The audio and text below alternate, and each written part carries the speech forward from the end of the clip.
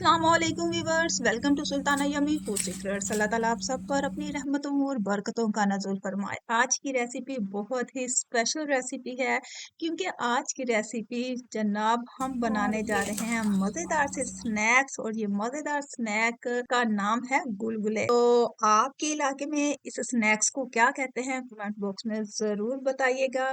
ये recipe special मैं अपनी मम्मा की नकल करते हुए ना बना रही हूँ, क्योंकि जब भी बरसात के दिन आया करते थे तो हमारी माएँ जो है ना ये मज़ेदार से स्नैक्स बनाया करती थी। तो मैंने सोचा क्यों ना आज ये मज़ेदार सी रेसिपी मैं खुद भी ट्राई करूं और अपने प्यारे प्यारे व्यूवर्स के साथ इसको शेयर भी करूं। होपफुली मेरे व्यूवर्स को आज की ये रेसिपी बहुत पसंद आएगी। अगर आपको मेरे चैनल से कुछ ना कुछ सीखने को मिलता है तो काइंडली मेरे चैनल को जरूर सब्सक्राइब कर दें, अच्छा सा कमेंट कर दिया करें, वीडियो को लाइक कर दिया करें, ताकि मेरे चैनल की हौसला अफजाई होती रहे। तो मैं आपके लिए मजे मजे की रेसिपीज आपके साथ शेयर करती रहूं। तो चले बनाना स्टार्ट करते हैं मजेदार गुलगुले स्नैक्स। गुलगुले स्नैक्स बनाने के लिए सबसे पहले मैंने यहाँ पे चूल्हे पे रखा है पैन, और पैन में मैंने 1 चम्मच जो है ना वो सौंफ शामिल की है। सौंफ को हम थोड़ा सा कड़कड़ा लेंगे। जब सौंफ कड़कड़ा जाए इस पे आपने शामिल कर देना है 1/2 लीटर पानी, और इसके साथ ही 1/2 kg जो है ना यहाँ पे मैंने शक्कर का इस्तेमाल किया है। अच्छा, बेसिकली इस रेसिपी में गुड़ इस्तेमाल होता है, तो मैं यहाँ पे जो है ना वो शक्कर का इस्तेमाल कर रही हूँ। तो शक्कर को आपने जो है ना मेल्ट कर लेना है। इसको ओवर कुक नहीं करना, जस्ट इसको मेल्ट करना है। तो बस इसमें बॉयल आ गया है, चूल्हा हम बंद करेंगे। तो अगले प्रोसीजर की तरफ चलते हैं। दूसरी तरफ हम लेंगे एक बॉल, और बॉल में हम शामिल करेंगे जनाब 1 प्याली जो है वो घियो का आटा यानी गंदुम का आटा, और एक छोटी प्याली यहाँ पे मैं मैदा शामिल कर रही हूँ। और इसके साथ ही यहाँ पे 3 चम्मच जो है ना वो नारियल का बुरादा शामिल कर रही हूँ। नारियल को मैंने जो है ना वो क्रश कर लिया था, ये शामिल किया। और इसके साथ ही यहाँ पे मैं शामिल करूंगी सफेद और काले तिल, वो यहाँ पे शामिल कर रही हूँ। अच्छा, और साथ इसके जाएगी जनाब 1 चम्मच जो है वो पिसी हुई इलायची का पाउडर। इसके साथ ही 2 से 3 चुटकी जो है ना यहाँ पे मैं बेकिंग पाउडर शामिल कर रही हूँ, और 2 से 3 चुटकी ही यहाँ पे मैंने नमक का इस्तेमाल किया है। इसे सारे मटेरियल को हमने खूब अच्छे तरीके से जो है ना वो मिक्स कर लेना है। बेसिकली ये रेसिपी जो है ना वो गंदुम के आटे की ही तैयार होती है। मैदा मैंने इसलिए शामिल किया ताकि ये इसमें जरा थोड़ी सी ना सॉफ्टनेस आ जाए। अच्छा, तो इस मटेरियल को जब आपने खूब अच्छे तरीके से मिक्स कर लेना है, तो जो आपने शक्कर का पानी जो तैयार किया हुआ है सौंफ वाला, वो वाला पानी जो है ना वो आपने यहाँ पे शामिल कर देना है। और ये जो है ना तकरीबन ये सारा मटेरियल जो है ना वो 1 kg के करीब जो है ना वो हो गया था। तो इसके मुताबिक जो है ना जो मैंने पानी बनाया है ये बिल्कुल परफेक्ट है। 1/2 लीटर से थोड़ा सा ऊपर था, तो ये मैंने इसमें शामिल किया। अच्छा, इसकी कंसिस्टेंसी आपने ऐसी रखनी है कि ना तो ये थिक हो, जिस तरह हम पेड़ा बना लेते हैं, चपाती बना लेते हैं, वैसी थिकनेस नहीं चाहिए।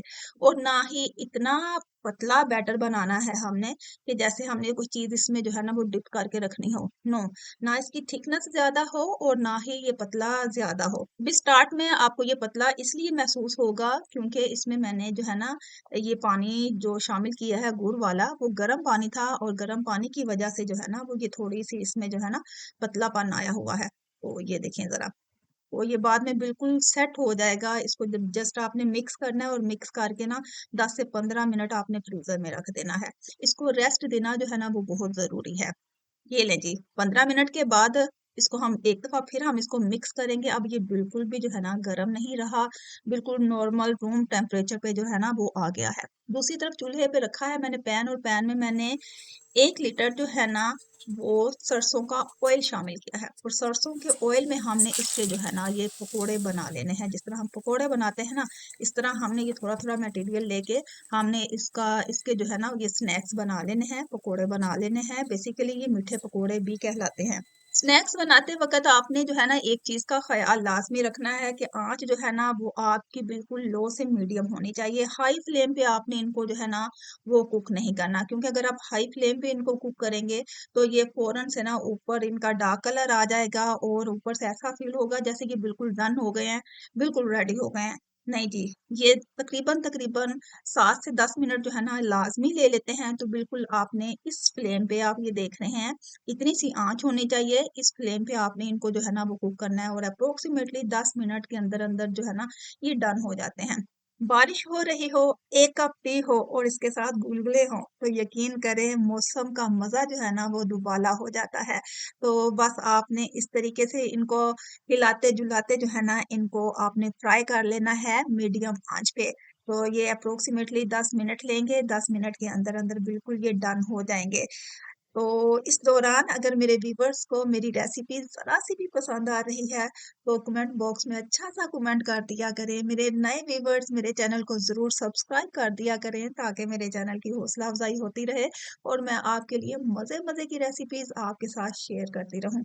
तो ये लें जनाब गुलगुले जो है ना, वो अपने असल कलर में आ गए हैं। इस तरह का कलर जब मीडियम आँच पे आ जाता है ना, तो हमारे जनाब गुलगुले जो हैं वो डन हो जाते हैं।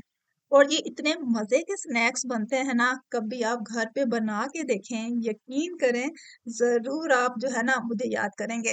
तो जनाब ये लें गुलगुले हो गए हैं हमारे तैयार। इसी तरह आपने बाकी के मटेरियल के गुलगुले भी ऐसे ही तैयार कर लेने हैं। अच्छा जी, ये वाले गुलगुले जो है ना, ये मैंने सबसे पहले तैयार किए थे क्योंकि स्टार्ट में ऑयल जो है ना वो काफ़ी ज़्यादा गर्म हो गया था। आँच बिल्कुल मीडियम थी लेकिन क्योंकि मैं इस यहाँ पे सरसों का ऑयल यूज़ कर रही थी और सरसों का ऑयल जो है ना जब भी यूज़ करें आप तो उसको एक दफ़ा जो है अच्छे तरीके से गरम कर लिया करें। इस तरह ये होता है कि इसकी जो फ्रेश फ्रेग्रेंस होती है ना वो ख़त्म हो जाती है। उसके बाद जब आप सरसों का ऑयल यूज़ करते हैं ना तो यकीन करें बहुत ही मज़े के स्नैक्स बनते हैं और मैं समझती हूँ कि पकोड़े हों या कोई भी फ्राई चीज़ हो तो वो मज़े की बनती ही सरसों के ऑयल में है। तो ये देखिए, ये मैंने फर्स्ट टाइम जो है ना जब बनाया था ना तो ये ऊपर से बिल्कुल कुक हो गया था लेकिन अंदर से जो है ना इसका आटा जो था ना वो कच्चा था। इसलिए मैंने इसको मज़ीद 2 से 3 मिनट मज़ीद दिए और इसको मज़ीद अच्छे तरीके से प्रेस करते हुए इनको फ्राई किया। तो ये लें जनाब हमारे मज़ेदार जो है ना गुलगुले हो गए हैं तैयार। अच्छा इसका मतलब ये नहीं था कि अगर ये डार्क हो गए थे तो ये मज़े के नहीं रहे थे। बस ये कलर इनका थोड़ा-सा डार्क हो जाता है, बाकी इनका टेस्ट जो है ना वैसा ही रहता है, वैसे ही ये क्रंची रहते हैं, वैसे ही टेस्टफुल होते हैं। ये ले जी हमारे ये वाले गुलगुले भी ना मज़े के हो गए हैं तैयार। तो मैं आपको चेक करवाती हूँ। ये देखें जनाब, बिल्कुल क्रंची, बिल्कुल जो है ना क्रंच इसमें पैदा हो गया है। बहुत ही अच्छे से ना जो है ना ये कुक हो गए हैं। ये देख सकते हैं आप, बहुत ही मज़े के, बिल्कुल अच्छे तरीके से जो है ना ये डन हो गए हैं। तो बस अब हम इनको स्टेन करते हुए जो है ना वो निकाल लेंगे। तो इस तरह मैंने बाकी के सारे जो है ना गुलगुले इसी तरह मैंने तैयार कर लिए। ये देखें जी गरमा-गरम ऑयल में अगर आप गुलगुले बनाएँगे ना तो ये कलर आएगा। तो आप इसका कलर चेक कर सकते हैं। लेकिन ये मैंने बिल्कुल अच्छे तरीके से हल्की आँच पे रख के ना इनको कुक कर लिया था। अंदर से बिल्कुल ये क्रंची हैं, बिल्कुल भी कच्चे नहीं हैं।